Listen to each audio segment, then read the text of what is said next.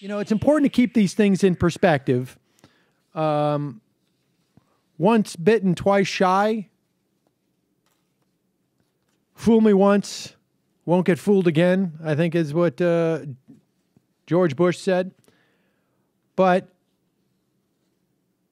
there is definitely reason for excitement if you are a Bernie Sanders fan and are a fan, more importantly, of his politics. Last night in Madison, Wisconsin, 10,000 people filled the seats of the Veterans Memorial Coliseum. 10,000 people. That is a big rally for July, a year and a half out or so from a presidential election. Now, with that said, if you go back, you'll see reports of Barack Obama drawing more. I mean, I don't want to putting a damper on this, because the fact is that, well, let's let Bernie Sanders tell you what he told the folks in Madison, Wisconsin last night. This is clip number one. This is how he opened up this rally, and it really is, I mean, impressive.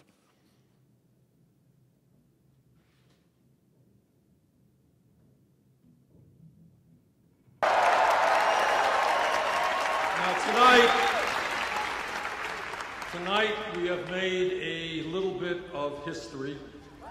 You may know that there are some 25 candidates running for President of the United States. But tonight we have more people at a meeting for a candidate for President of the United States than any other candidate has had in 2016. Thank you.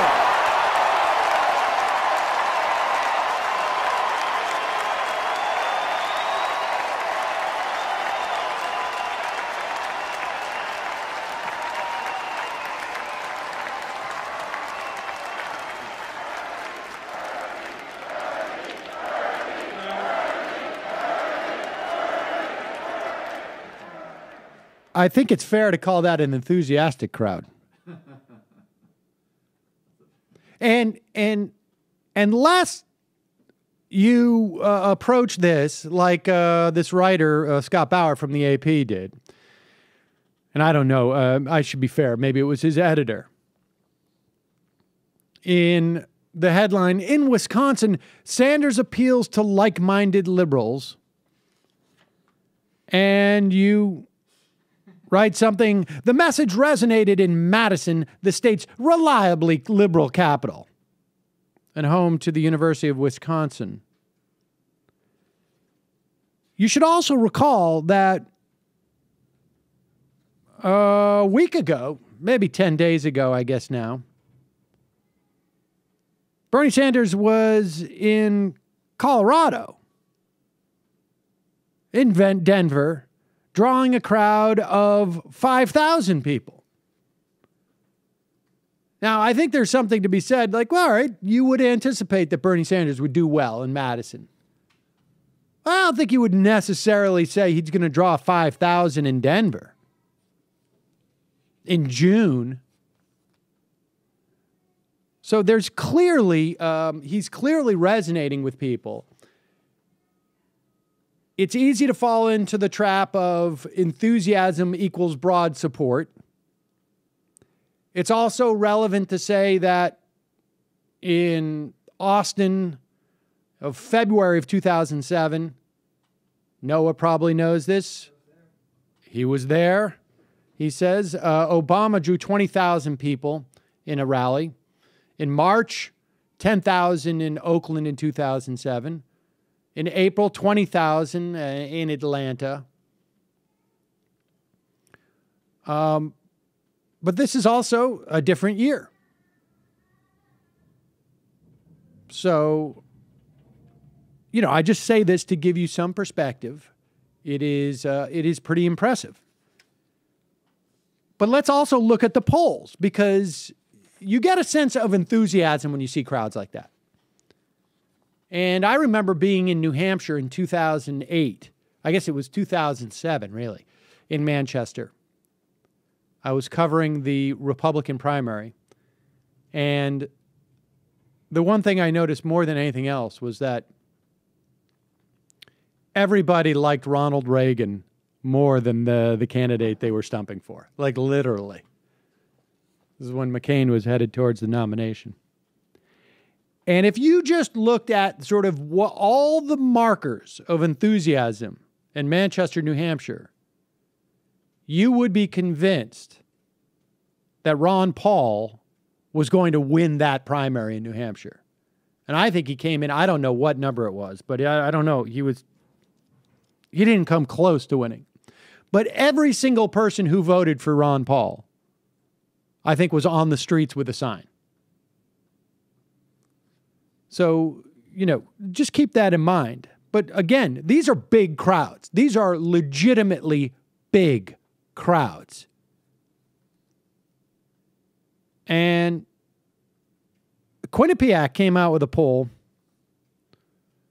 that says Hillary Clinton has a 19-point lead with likely Democratic caucus goers in the state of Iowa over Bernie Sanders. But that advantage has shrunk 26 points. She gets 52% of likely caucus goers. Sanders gets 33%. In May, it was 60-15. So things are trending in an interesting direction. Just to give you some perspective, in 2007, July 1st, I think it is, Obama was at 17%, Clinton at 24%, Edwards at 25% in Iowa. The final tally there was Obama with 38%, Clinton with 28%, and Edwards with 30%. So I say all this because Bernie Sanders is in the race, and he's making it a legitimate race. I know there's a lot of people not interested in horse race politics, and we get too much of this in the mainstream media, but I'm also quite convinced that most people listening to this program know what Bernie Sanders' policies are. They know where he stands in terms of single-payer health care for all, expansion of Social Security. They know his proposals on taxation. And so I make this point in that, we're looking for these policies to be promoted on a national stage, and there's an indication that it's going to be. And it's going to be harder and harder to deny the appeal of these policies, I think, as time goes on. And this is what you do. You start with, your base, and you expand from there. But I also appreciated in this AP story, this part, which made me laugh. Sanders, a 73-year-old self-described Democratic socialist. It's always in there with the self-described. I think it's actually safe to say he's universally described that way at this point. It's transcended self. Yes, exactly. It's pretty amazing. So good for Bernie. Go Bernie.